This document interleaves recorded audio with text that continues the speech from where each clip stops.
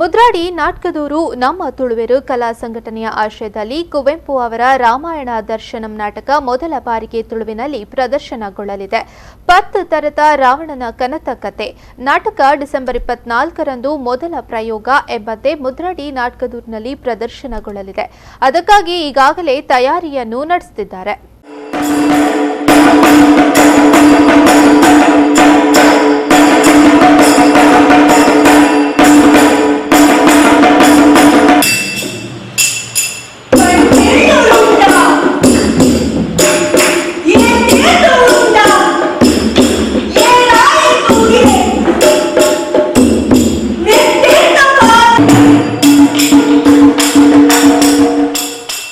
ಕುವೆಂಪು ಅವರ ರಾಮಾಯಣ ದರ್ಶನಂ ನಾಟಕವನ್ನ ಮೊದಲ ಬಾರಿಗೆ ತುಳುವಿನಲ್ಲಿ ರಚಿಸಿ ಪ್ರದರ್ಶನ ಮಾಡಲು ಸಿದ್ಧತೆ ನಡೀತಾ ಇದೆ.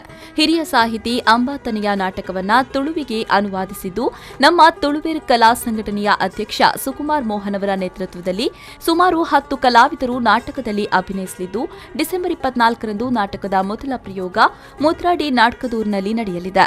ಇದೇ ವೇಳೆ ರಂಗಾಯಣದ ಹಿರಿಯ ಕಲಾವಿದ ರಂಗ ನಿರ್ದೇಶಕರಾದ ಮೈಮ್ ರಮೇಶ್ ಅವರು ಮಾತನಾಡಿ, ಇಂದಿನ ನಾಟಕಗಳು ಜನರನ್ನ ದಿಕ್ಕು ತಪ್ಪಿಸುವಂತಿವೆ.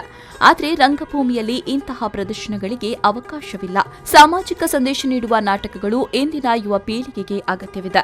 ಈ ನಿಟ್ಟಿನಲ್ಲಿ ಮುದ್ರಾಡಿ ತುಳುವೆರು ಸಂಘಟನೆ ತನ್ನ ಇಡೀ ಕುಟುಂಬವನ್ನ ನಾಟಕ ರಂಗದಲ್ಲಿ ತೊಡಗಿಸಿಕೊಂಡು ಕಲಾ ಸೇವೆ ಮಾಡ್ತಾ ಇರೋದು ಶ್ಲಾಘನೀಯ ಅಂತ ಹೇಳಿದ್ರು.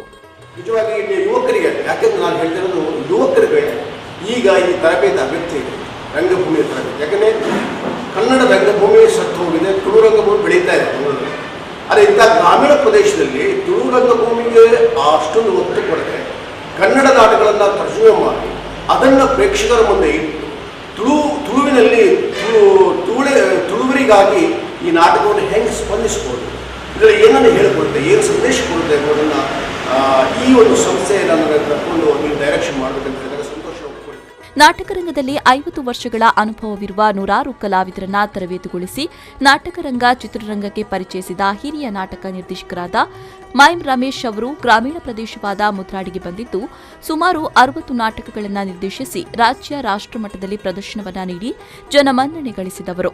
ರಮೇಶ್ ಅವರು ನಾಟಕ ರಂಗದಲ್ಲಿ ಮೊದಲ ಬಾರಿಗೆ ಕುವೆಂಪು ಅವರ ನಾಟಕ ತುಳುವಿನಲ್ಲಿ ಪ್ರದರ್ಶನಗೊಳ್ತಾ ಇದ್ದು ಅವರ ಈ ಪ್ರಯೋಗ ಅತ್ಯಂತ ಯಶಸ್ಸು ಕಾಣಲಿ ಎಂಬುದೇ ನಮ್ಮ ಆಶಯ.